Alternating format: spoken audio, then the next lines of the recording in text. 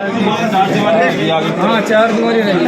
आज पुंडरी पहुंचे थे सर, किस तरह का प्रोग्राम कि आज जो पुंडरी गांव का राजकीय उच्च विद्यालय है, आज यहाँ पर मेरा आना हुआ और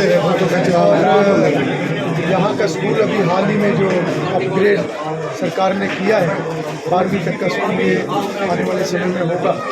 तो एक बहुत पुरानी डिमांड पुंडरी गांव के लोगों की थी और अभी पिछले दिनों में 5 स्कूल गरोंडा विधानसभा के जो अपग्रेड सरकार ने करने का प्रस्ताव जो है वो मंजूर किया है। और मैं समझता हूँ कि शिक्षा के क्षेत्र में सरकार बहुत ही अच्छा कार्य पिछले लगातार 8 वर्षों से कर रही है।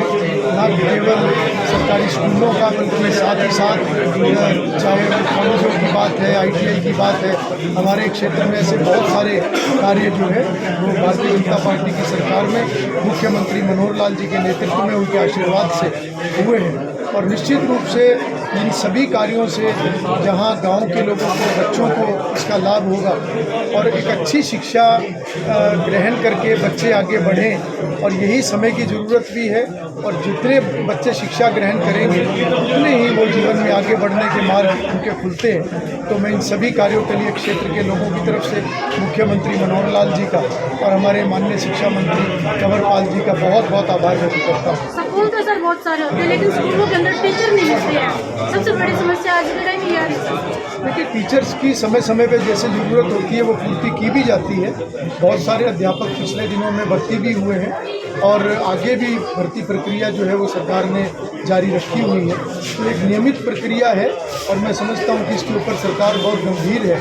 पहले जो हमारी सरकार आने से पहले जो ऐसे भी हालात देखने को मिलते थे कि किसी स्कूल में जो है वो उतनी ही संख्या बच्चों की होती थी, तो जो शहर के स्कूल होते थे वहाँ 15 अध्यापक होते थे और गांव के स्कूल में 2 अध्यापक हुआ करते थे।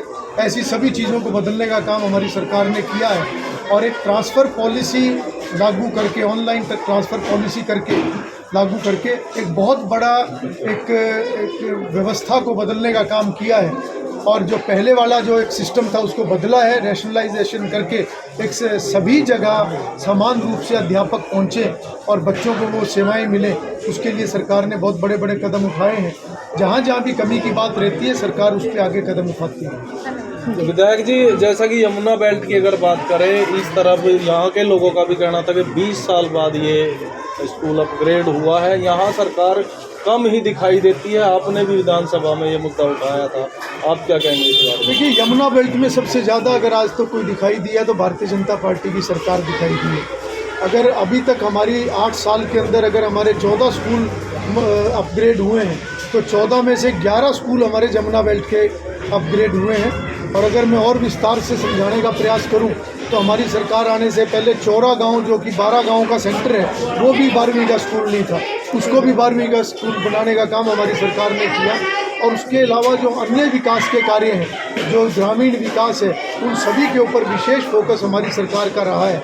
शिक्षा की अगर मैं बात करूं तो लड़कियों का कॉलेज और ITI के अलावा जो हमारी यमुना बेल्ट में जो ज्ञानपुरा के अंदर एक 40 वर्ष पुराना जो सरकारी कॉलेज था, उसमें आज तक कभी भी कोई साइंस ब्लॉक की स्थापना किसी सरकार ने नहीं की।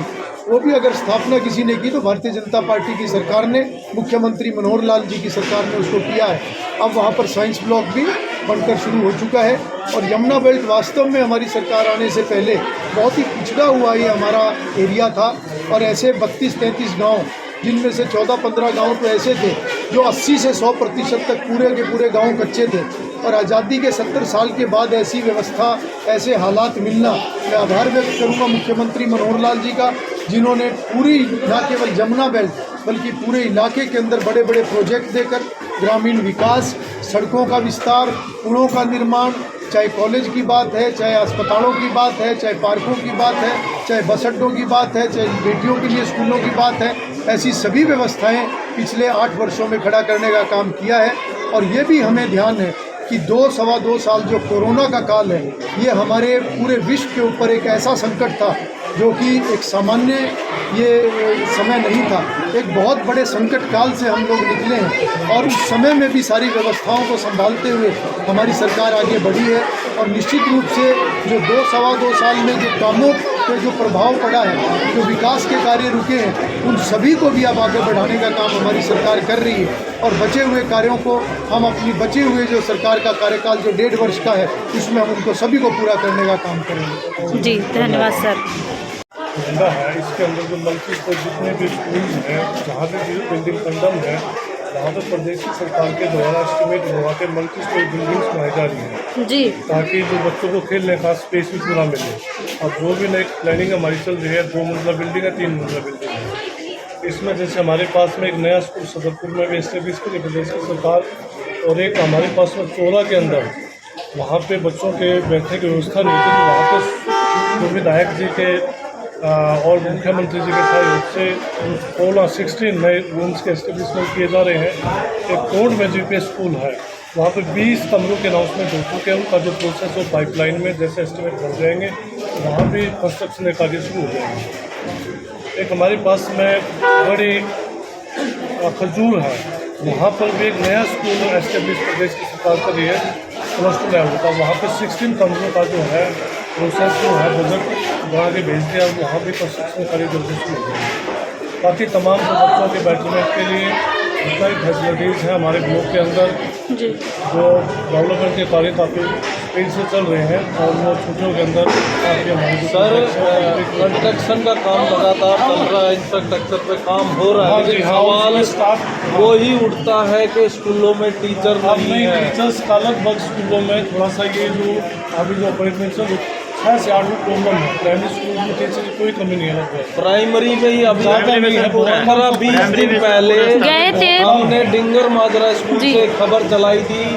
वहाँ 2 टीचर्स थे पूरे प्राइमरी सेक्शन में, और वो दोनों भी किसी काम से गए हुए थे, तो कलर क्लास ले रहे थे।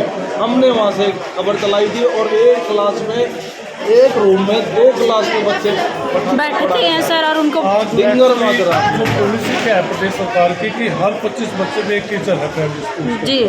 मानो कोई स्कूल है जहाँ पे 100 बच्चे हैं, तो हम 5 टीचर्स प्रोवाइड करते हैं। जहाँ पे 200 बच्चे वहाँ पे टीचर, तो जहाँ पे बच्चों की संख्या के हिसाब से जो स्टाफ का एलोकेशन किया जाए, नेशनलाइजेशन का जो प्रोसेस है वो चला हुआ है, तो छुट्टियों के अंदर लगभग स्कूलों के अंदर जो स्टाफ की कमी है वो पूरी हो जाएगी। अपग्रेड की जो व्यवस्था है, मैं अगर आपको अपग्रेड का भी प्रदेश की सरकार ने निर्णय लिया है कि जहाँ भी 9वीं 10वीं में इतने बच्चे हैं कि वहाँ पे +1 +2 क्लासेस चल सकते हैं, सभी स्कूलों को अपग्रेड कर दिया है।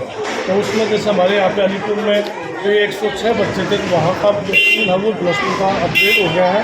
और यहाँ पे जो पुंडरी के अंदर यहाँ भी काफ़ी लंबे समय से जो हमारे जो बच्चे थे दाएँ बाएँ जाते थे, तो उनके लिए भी इसी साल मतलब ये स्कूल अपग्रेड हो, क्योंकि यहाँ पे बच्चों की संख्या ज़्यादा है जी। तो बेसिकली एक रैशनलाइजेशन के अंदर जहाँ पे बच्चे हैं, तो वहाँ पे बच्चों को उसी गाँव में फैसिलिटीज़ अब प्रोवाइड होंगी। प्रोवाइड तो होंगी सर, माना कि ये अपग्रेड किया गया है, काफ़ी सराहनीय काम है, लेकिन जैसा कि अभी सर ने कहा कि टीचर्स नहीं होते, और टीचर्स ना होने की वजह से बच्चों की पढ़ाई बाधित होती है। तो गांव वालों का भी कुछ यही कहना है कि इससे अच्छा पढ़ाया ही ना जाए, जब टीचर्स नहीं है बच्चे पढ़ नहीं पाते। नहीं, टीचर्स के बारे में प्रदेश की सरकार है अपॉइंटमेंट भी चल रही है और रैशनलाइजेशन भी चल रहा है, तो इन छुट्टियों के अंदर ये पूरा जो व्यवस्था हो जाएगा सभी स्कूलों के अंदर। अब भी कोई ज़्यादा मेजर प्रॉब्लम नहीं, बहुत कम स्कूलों के अंदर कोई प्रॉब्लम है, तो वो भी एक एक स्कूल को देख के रैशनलाइजेशन काम होकर हर एक बच्चे को जो टैक्स मिलेंगे और जो भी इंफ्रास्ट्रक्चर है मैक्सिमम वो प्रोवाइड। जी धन्यवाद।